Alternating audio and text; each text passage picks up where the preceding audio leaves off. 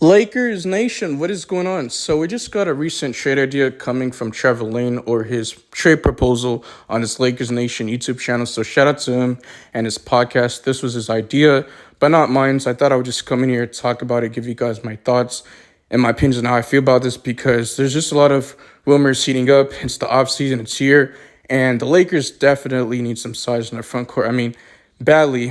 Looking at Rudy Gobert's performance for the Minnesota Timberwolves in Game 5 just showed you that the Lakers had lack of size in the interior, that presence, and Jackson Hayes was just pretty unplayable. I mean, it was coach's decision by J.D. Redick not to play him, but it is what it is.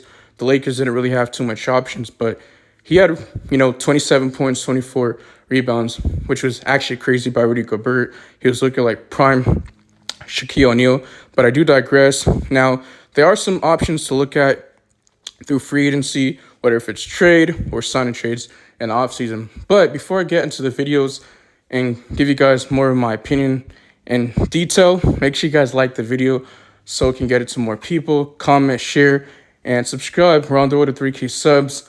And yeah, man, turn on the notification bell so you guys get notified whenever I drop feature Lakers content. I'm going to continue to post 365 days daily, more than ever, and I'm on the grind. Now, let's start with the three-team trade, and I'm going to start with the Chicago Bulls, right? After trading Zach LaVine, a part of the Darren Fox trade, obviously, Zach LaVine's on the Sacramento Kings, and we all knew that they needed to rebuild. They needed to be on a different direction. They have Montez Berzelis. He was on the dunk contest. You still got Josh Giddey, who was part of the Alex Caruso trade. You still got young players like Kobe White. He's starting to improve. Lonzo Ball, I mean, he's been injured. You got your veteran center, and Nikola Vucevic. He's like 34, 35 years of age. So he's going to continue to regress, but he was obviously being shopped, but no team just traded him. I guess they just decided to keep him. But like I said, this team, they're looking to rebuild, and that's what they're doing. They need some draft picks, and I'm expecting them to get a higher draft pick this upcoming season. But the Chicago Bulls lost to the 8th seed Miami Heat in the play-in tournament. It seems like they're always playing the Miami Heat every single season when they're in the play-in tournament. I'm pretty sure like 3 straight seasons. But the record was 39-43. And the Chicago Bulls are starting to play some very good basketball second half of the season. And they creeped up into the play-in tournament. It's just that they're not good enough to make it to the playoffs. But in this trade I'm looking at, they will be getting Max Kleber, 33 years of age. Now, the bright side of this, he's on an expiring deal. He's on contract till 2026, which means if it doesn't work out, then he could just let him walk. But if it doesn't work out, then you can bring him back. But that's a good thing about expiring. It's very valuable. And that's what, rebuilding teams want. They want draft capital, picks.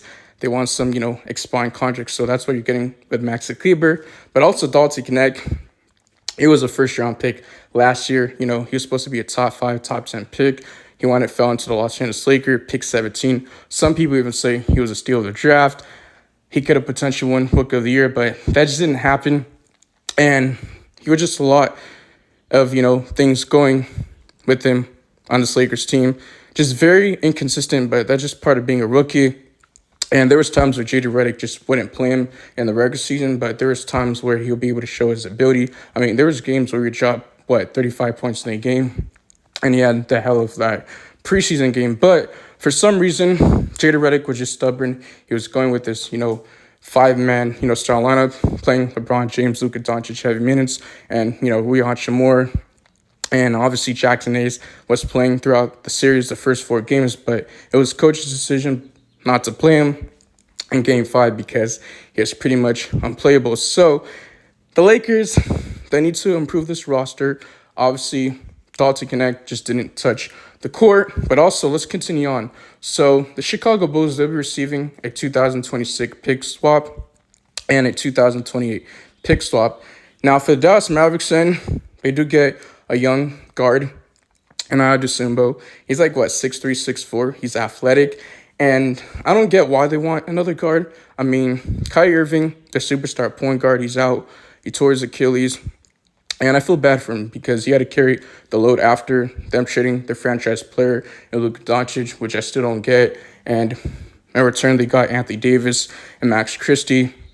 Obviously, Anthony Davis did get injured the first game he played, and I'm pretty sure it was his abdominal strain, and then he came back like weeks later. Correct me if I'm wrong. So the Mavericks been dealing with a lot of injuries this season, and then you get Gabe Vincent, a veteran, right? Did struggle in the postseason. That's why J.J. Redick didn't really trust him and their bench.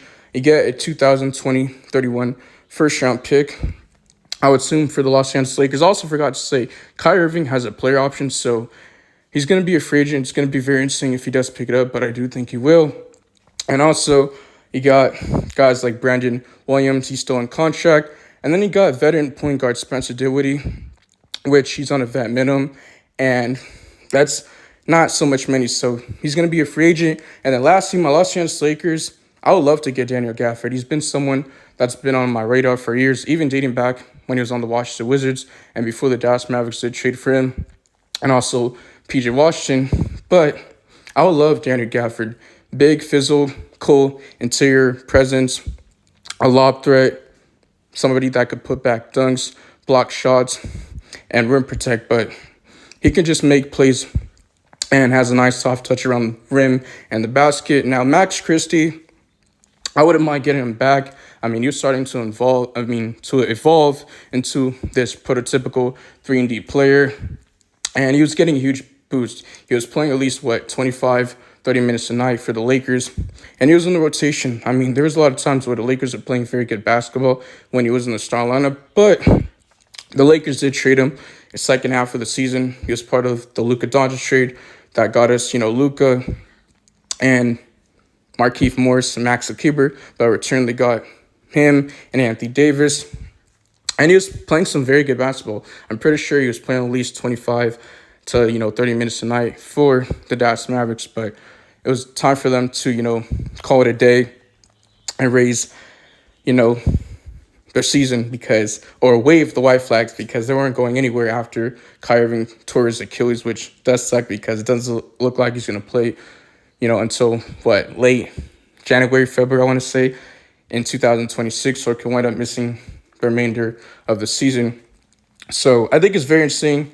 I mean, why would not the Lakers, but why would Nico Harrison want to help the Lakers? Once again, maybe he does and help Rob Pelinka, our GM. I mean, they have a cool connection. I mean, they went out for coffee, and obviously Luka Doncic wasn't in any trade rumors. He was linked to the Lakers before, but it wasn't spilled out. Like, every team knew about this trade going on. But maybe he does want to get us Daniel Gafford, maybe Max Christie. But you know how much fans would just give him after they're already pissed with Luka Doncic being traded? They're franchise players. So I couldn't imagine how much more mad they would get him. They're already rooting, fire Nico Harrison and, putting Nico Harrison chance and stuff like that, and going outside of their arena and trying to, do some stuff. But yeah, man, I know this is a lot video. I'm sorry if I'm losing my breath. I have asthma, but I know this was a video that I wanted to make because I saw this from Lakers Nation. He says, should the Lakers reunite with Luka with his old lob threat partner in Daniel Gafford? So I wouldn't mind it, but I don't think it's happening. Like I said, I think this is just an idea to throw out there. It could be an option, right? But I'm out here. Voice your opinions in the comment section once again. And cheers. Peace.